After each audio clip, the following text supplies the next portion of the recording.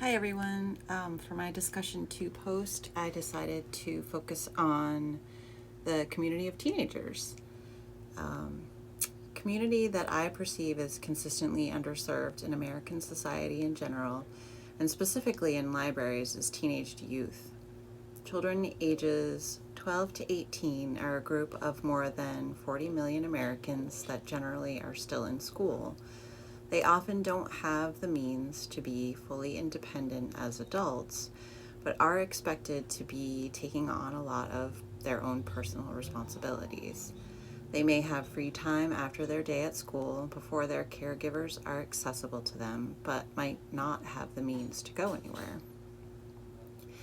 Beyond their commonality of age range, there's no real average teenager. This is where I think libraries and other public spaces fail young adults, because there's not a concise box to fit them all into. I would argue that each library needs to analyze their own unique brand of teenagers in their local community and tailor their space, programming, resources, and services toward them. Once a community analysis is completed, librarians will know the major issues in the community, such as homelessness, large high school dropout rates, economic disparities, a lack of community center, etc., and tailor their services accordingly.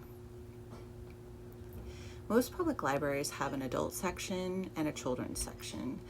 The most frequently quoted estimate of young adult library patronage is 25% of public library users. And yet, teen areas and the associated materials and programming can fall by the wayside or get treated as an afterthought. Due to this and other factors, quote, library usage often drops off as children age into this demographic. Bogelin and Chariton Stoddart also note that, quote, whether it's scarcity of resources, a reduction of open hours, or the absence of teen serving staff, some public libraries have found themselves struggling to provide even minimal services for teens.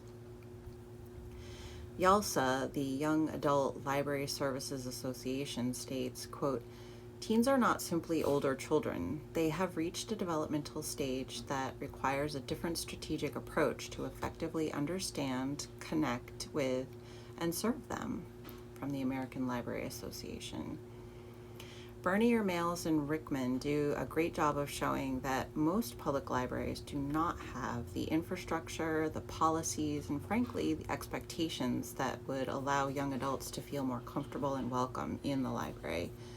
They cite that most libraries have a children's side and an adult side, neither of which accommodate, quote, normal adolescent behaviors such as sitting closely together, wearing teenage clothing, using their cell phones, and eating a lot of snacks.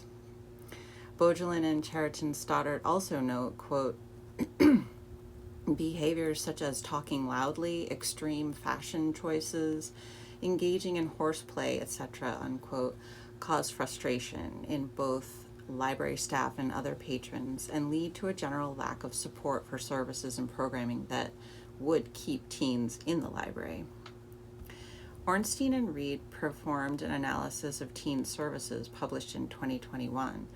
They were focused on public libraries that had what they deemed successful teen service models and came up with key elements that allowed for meaningful teen impact. These 6 elements are providing a space that is solely for teens, according teens the same respect as any other library visitor, creating a space that actively signals that everyone is welcome, letting teens take the lead following their interests with spaces and programming, employing staff who genuinely enjoy working with young people, and continually reevaluating and improving practices. The public library, at its most basic, is considered a safe third place for teens to be welcomed when not at school or home. This fact is amplified for young adults that are underhoused. The need for a library teen space where they are welcomed and protected is obvious. To be more specific, public libraries have many opportunities to have a positive impact on their teen community. Programs, resources, and services can be offered both in and outside the library walls. Successful internal programs seem to meet teens where they are. If your community of teens loves books, book clubs are an obvious choice. If your young adults are interested in service learning, help them connect with local nonprofits. If all they want is snacks and your library has a kitchen, get them involved in some culinary programming. Websites like the YALSA Teen Programming Headquarters and the Teen Programming Guidelines page have so many successful program examples.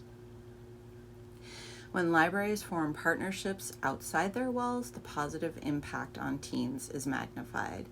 Libraries can expand their influence and offerings while relying on pre-existing resources. Public libraries can partner with schools to provide access to library materials with just the use of their school ID.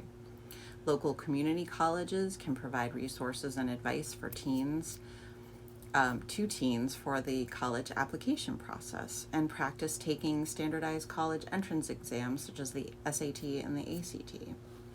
And outside organizations that focus on health, art, science, nature, and social services can be brought in for their expertise.